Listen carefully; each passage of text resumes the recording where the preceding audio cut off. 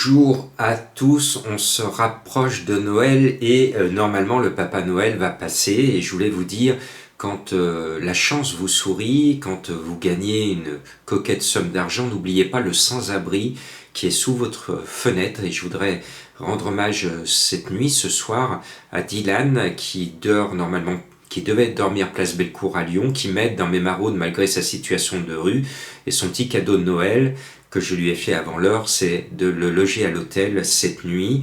J'espère que ça va me porter bonheur et par voie de conséquence à vous aussi. Et j'espère que vous ferez de même là où vous êtes de partout dans le monde.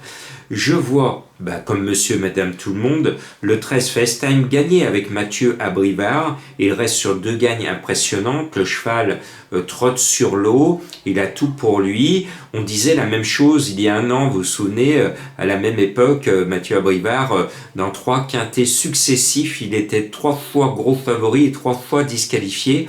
J'espère que la malédiction de l'année dernière ne va pas de nouveau frapper ce grand homme parce que j'adore Mathieu Abrivard. Donc normalement, si tout va bien et si on veut toucher des papillotes et non plus des cacahuètes puisqu'on est en période de fête, le 13 va gagner. Maintenant, Eureka, on a trouvé le deuxième, voire le gagnant. Le 3, Eureka Vry, c'est un secret de Polichinelle.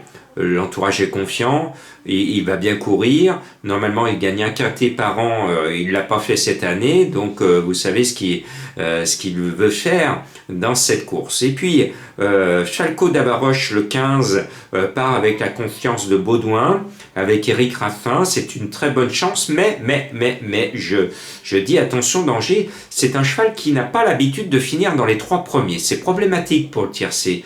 Une seule fois dans les 3 premiers en 10 courses successives, je trouve que c'est léger pour l'annoncer à 5 contre 1. Tout simplement, j'aurais prévenu. Là, ce Falco des Rochers me plaît bien. Il est barré sur le papier, mais il est en forme. Il devrait courir, à mon sens, très proprement. Et puis, vous le savez, je suis comme les éléphants, j'ai de la mémoire, et je me souviens que l'hiver dernier, j'avais été impressionné par les prestations de Faubourg, le 9, qui avait même été tenté sa chance dans un certain prix du Cornulier, championnat du monde au trot monté.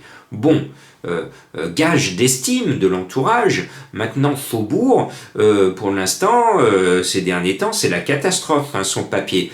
Mais je le sens bien. Alors là, c'est ma petite voix qui m'appelle, c'est ce que je dis avec ironie, c'est mon inspiration.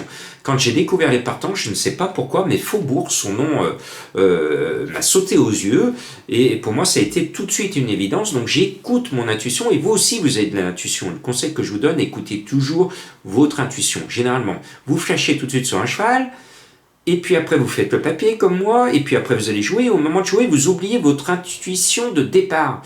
La course se joue, vous avez oublié votre intuition, l'arrivée, paf, votre intuition est là, vous ne l'avez pas joué. Là, voilà. Donc moi, c'est Faubourg, le 9, et j'écoute toujours ma petite voix. Écoutez la vôtre. Un conseil d'ami.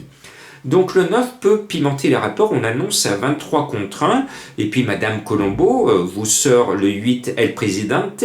Dans son ticket de vendredi, elle vous avait sorti la grosse cote à 80 contre 1. Son ticket n'était pas plein, mais elle avait trouvé quand même le gros tocard dans son ticket.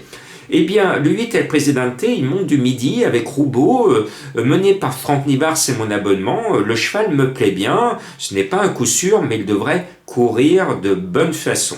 Et puis, comme je veux jouer les Pères Noël avant l'heure et avant de laisser la place très bientôt au Père Noël, je vous propose de corser les rapports avec un cheval que j'ai repéré pour vous, c'est le 10 Eddy du Pomereux avec David Temin.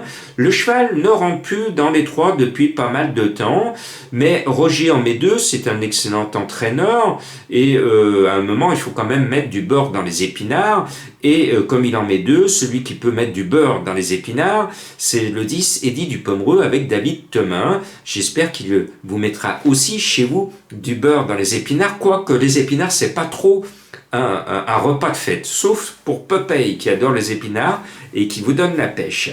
Je termine par un autre tocard, c'est le 7 Esteban Giel avec François Lagadoc qui avait corsé les rapports le week-end dernier. J'aime bien les couleurs Luc et j'aime bien l'entraîneur d'Ersoir. Le cheval collectionne les bulles comme d'autres enfilent des perles, mais un jour ou l'autre, lui aussi va devoir rembourser son avoine qu'il doit à son célèbre propriétaire. Donc je me dis que ce numéro 7 est en capacité de créer une belle surprise pour ceux qui ne m'auront pas écouté. Je vous souhaite un agréable week-end de Noël et je pense à tous celles et ceux, petits et grands et personnes âgées qui, dans cette période de fête, vont dormir à la rue ou qu'ils soient dans le monde. Et je vous supplie, s'il vous plaît, je vous supplie de faire un geste, un petit cadeau, un bonjour, un sourire. Qu'est-ce que je peux faire pour vous, à ces personnes que vous voyez tous les jours, que vous croisez et qui dorment à la rue. Essayons tous ensemble de réfléchir qu'est-ce que je peux faire à ma petite échelle pour cette personne que je croise et que je vois pas très loin de chez moi et qui cette nuit de Noël va dormir. Est-ce que l'on peut dire qu'il va dormir ou qu'elle va dormir à la belle étoile ?